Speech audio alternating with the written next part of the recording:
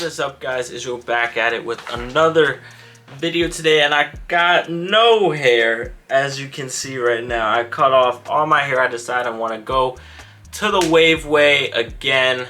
Yeah.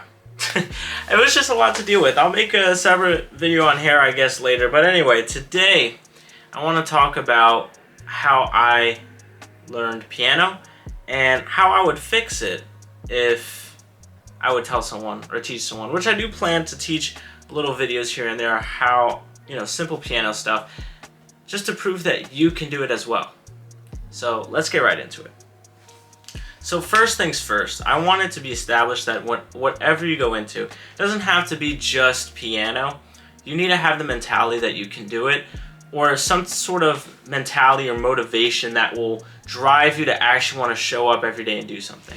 So in terms of the piano, I got fascinated with it in middle school, and when I came into high school, I realized, I wanted to learn it because I thought initially that the piano was only for a select amount of people, sophisticated, educated, some sort of outwardly thing, because living in the Bronx, where do you see a piano? There's nowhere to be found.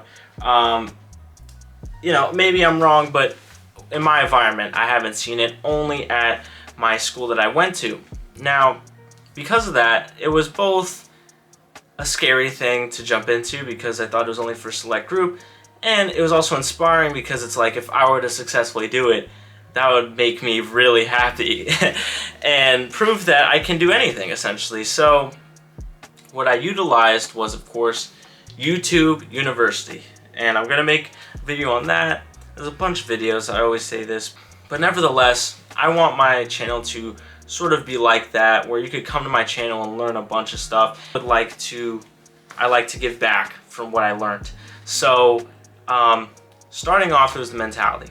Second, I used YouTube University, and I looked up this guy, or rather this guy was the first person to come up. His name was Andrew Furmanzik. Now, I'm going to leave his link in the description on his series of episodes that I watched in order to learn more about piano. So what frightened me the most was the amount of keys, and just, if you looked at a piano, it's madly confusing. You have all these pedals, you have all these keys, and you're supposed to memorize all of them, like, what's going on here? And then if you want to get advanced, you have synthesizers, you got keyboards, and it's just a whole world of music that was just untapped for me. So I had to go back to basics and the foundations. Now, thankfully, in my school, I was able to learn a little bit of music theory. However, I only learned the treble clef. However, nevertheless, I looked up those videos on Andrew Furmanzik. I watched maybe about 3 to 4, and then I watched a little bit more down the line to understand a little bit more music theory. But nevertheless, I picked up books to help reinforce some of that knowledge, just as this one. This is more of just a guide to musical styles. I'm just getting into this, actually, but a book that I really utilized was this book right here. Music theory book right here. This is just kind of supplemental because you can really find better videos on music theory on YouTube. This is Music Theory 101 by Brian Boone and Mark Schornburn. I don't know how to pronounce his last name, I'm sorry about that, but I will also link this book in the description. Very simple to digest at the time.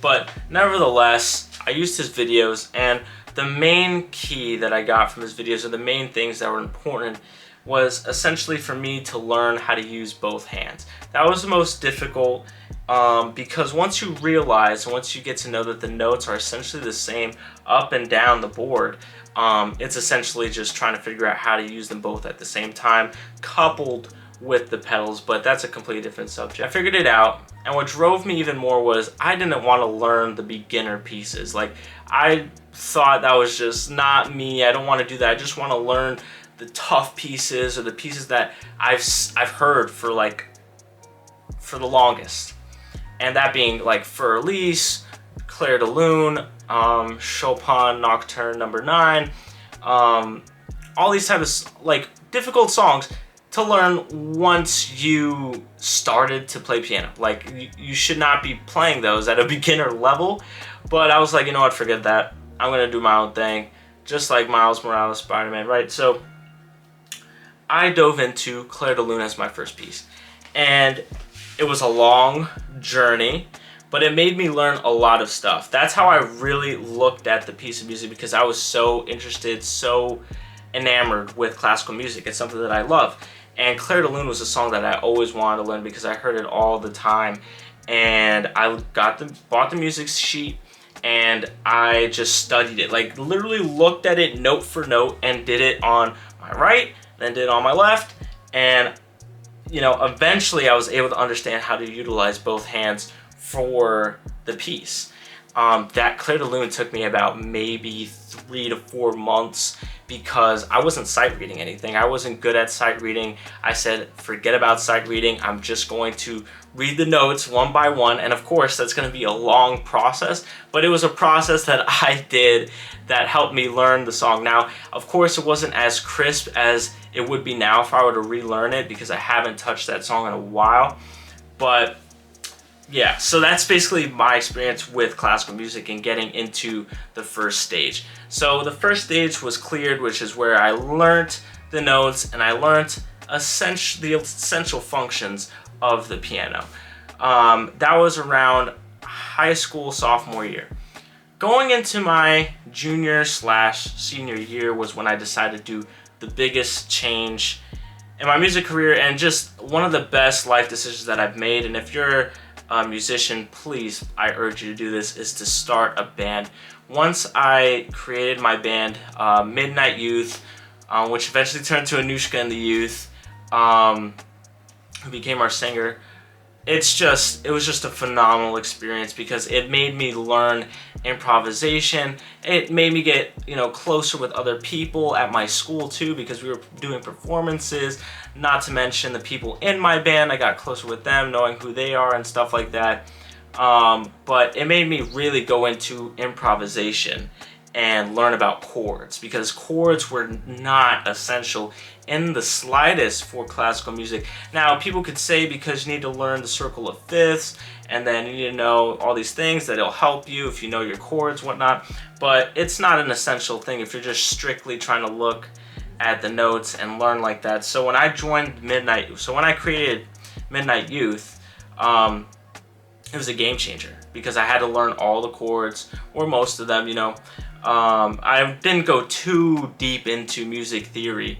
Again, I just learned sort of the basic chords, because that's what most of the songs of pop music and rock music and all that stuff use. So, but nevertheless, it was great. Not to mention, I was also, you know, with one of the greatest drummers alive right now, Julian Pavoni, right? So he taught me chords and stuff like that as well, because he's doing his thing. Shout out to bro, right? So once I did that, I began to get more and more comfortable with not only performing, but also just being more free at the piano, because it's important to be more free when you're doing music. When you're playing music, it's important, because once you're free, you're able to go into a different dimension and do whatever you want. See, when you start classical music, everything is very structured, and it becomes difficult to get out of it. And joining the band made me know that, oh, if I mess up, I can fix it with a little bit of doo-doo-doo, right? You know what I mean? So that helped me a lot. And I just say, join the band. Do whatever you need to do if you're a musician to get in that band, because that will help you a lot. So afterwards, now I'm at a point where, you know, I'm grinding, you guys know, trying to get, you know, getting this internship, all this stuff. Life happens. Haven't been as disciplined at the piano as I want to.